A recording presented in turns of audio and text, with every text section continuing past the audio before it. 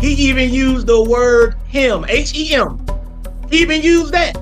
Now, JiDion. Yeah, which like no kid would ever know what that meant. No kid. I caught it as soon as I heard it. Jesus wore fringes, in other words, y'all. And even the creators of SpongeBob knew it. How the creators of a children's cartoon know more about your Messiah than you do? So this is SpongeBob, and this is the reference to the fringes. So I'm about to play that real quick. Or the guy who got stung by Big Lenny and lived. And now it only hurts when you touch it. Do I have to follow you all day? Oh! Patrick, look! Can it be? Ice cream? No, it's the Jelly Spotters, Bikini Bottom's premier jellyfish enthusiast club. And their leader, the coolest jellyfish enthusiast ever, Kevin the Sea Cucumber. What's so great about a nerdy pickle? If I could just touch the hem of his pocket protector, then maybe some of his greatness would rub off on me. Sponge. Now pause that. Look what he said.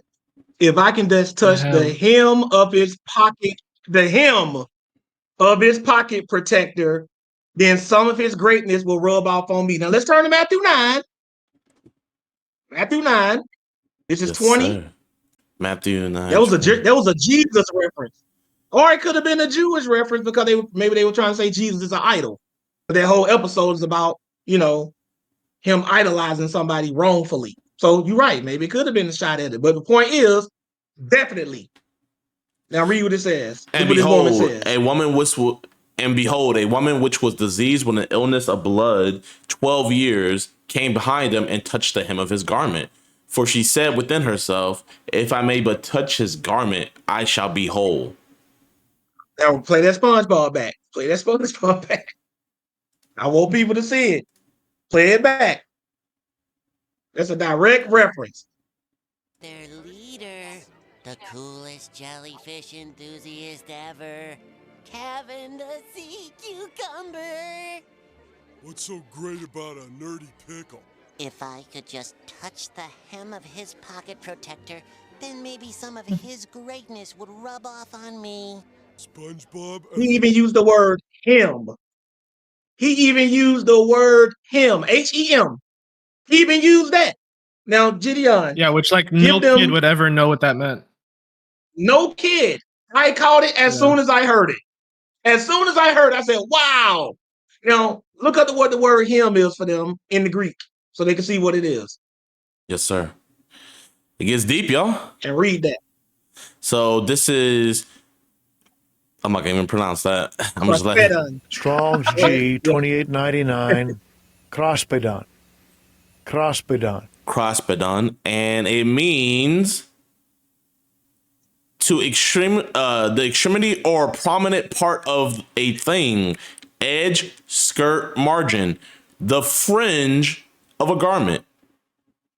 Now, go to another translation. Go to your CSB or anything else and watch how they translate that. Just to prove to y'all that they know that Jesus wore fringes. Like, we're proving this to y'all. And SpongeBob makes a direct reference. He said the pocket protector. That was a fringe reference, a tassel reference. From behind, touched the end of his robe. So they said the end of the robe. See, they're being generous. They're being generous. Okay. Let's go to ESV. Go to the... Let's see what they say. Here it is. And behind him, and touched the fringe of his garment. Try another translation. See what else they say. Let's just go through them so y'all can see. Jesus wore fringes, in other words, y'all. And even the creators of SpongeBob knew it. How the creators of a children's cartoon know more about your Messiah than you do? That's just then, a woman who had suffered came behind him. She touched the fringe of his robe. This is the NLT Bible translation. Yep.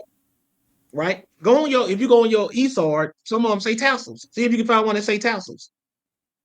Yes, I like to go to Bible Hub too, and they just give a bunch of translations. You just scroll down and read them.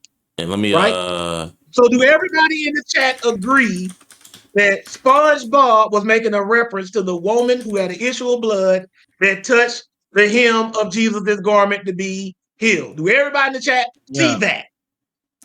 Let's see. There's no getting around that. Touch the edge of his cloak, the NLT fringe, the ESV fringe, the Barron Standard, the fringe of his cloak, the Barron Literal Bible, the fringe of his garment, the King James, the hem, the New King James, the hem, the New Standard, touch the border, the NASB, the fringe of his cloak, the NASB 1977, the fringe of his cloak, the Legacy Standard, the fringe of his garment, the Amplified Bible, the fringe of his outer robe, the Christian Standard Bible, the end of his robe. I think they get the point.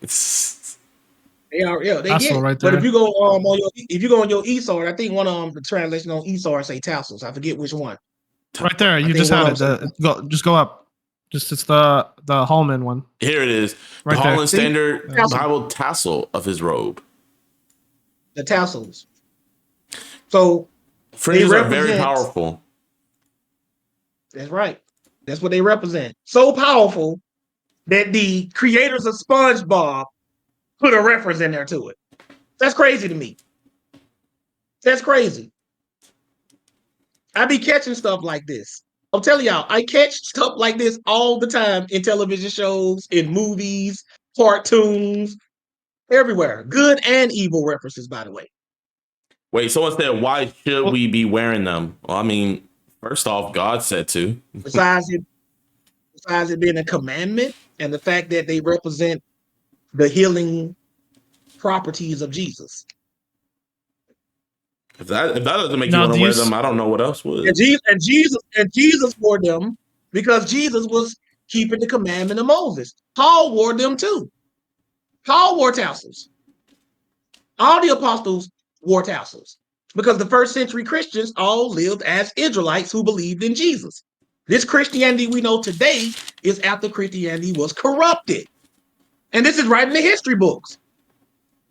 This is the way we study Christianity, the way I teach it is pre-corrupted Christianity.